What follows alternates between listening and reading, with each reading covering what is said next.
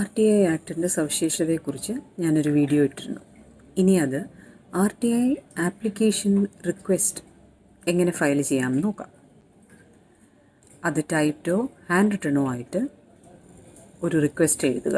Public information ഓഫീസർക്ക് address ചെയ്ത് എഴുതുക. പോസ്റ്റിലോ നേരിട്ടോ അപേക്ഷിക്കാം. പക്ഷേ അങ്ങനെ ചെയ്യുമ്പോൾ സെൻട്രൽ ഗവൺമെൻറ് ആണോ സ്റ്റേറ്റ് ഗവൺമെൻറ് ആണോ എന്ന് തീർച്ചപ്പെടുത്തിയതിന് ശേഷം അഡ്രസ്സ് ചെയ്യും. മോസ്റ്റ് എഫിഷ്യൻ്റായിട്ട് ചെയ്യാൻ പറ്റുന്നത് ഓൺലൈനാണ്.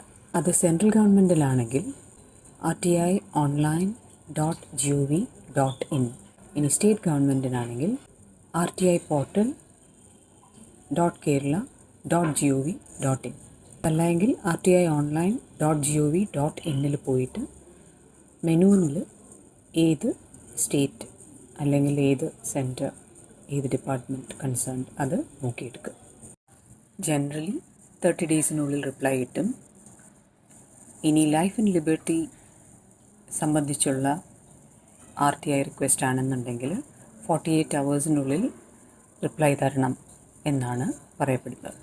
ഇനി കിട്ടുന്ന റിപ്ലൈയിൽ ഒരു സിറ്റിസൺ സാറ്റിസ്ഫൈഡ് അല്ല എങ്കിൽ, അതായത് ഡിസാറ്റിസ്ഫൈഡ് ആണെങ്കിൽ, അതല്ല റിപ്ലൈ കിട്ടിയിട്ടില്ല എന്നുണ്ടെങ്കിൽ നമ്മൾ RTI റിക്വസ്റ്റ് ചെയ്ത അതേ ഡിപ്പാർട്ട്മെൻറ്റിൻ്റെ ഫസ്റ്റ് അപ്പലേറ്റ് അതോറിറ്റിക്ക് ഫസ്റ്റ് അപ്പീൽ അഡ്രസ് ചെയ്യാം.